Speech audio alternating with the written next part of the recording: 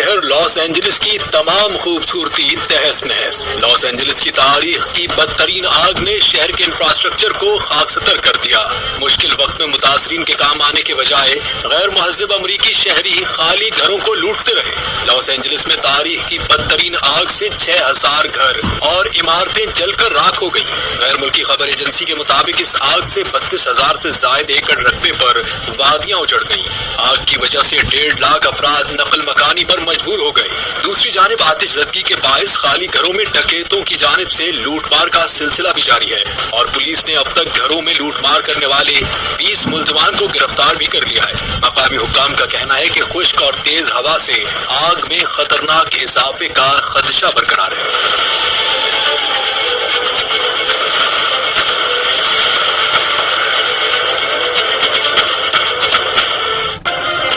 Subscribe करें और bell दबाएं ताकि कोई खबर रह न जाए।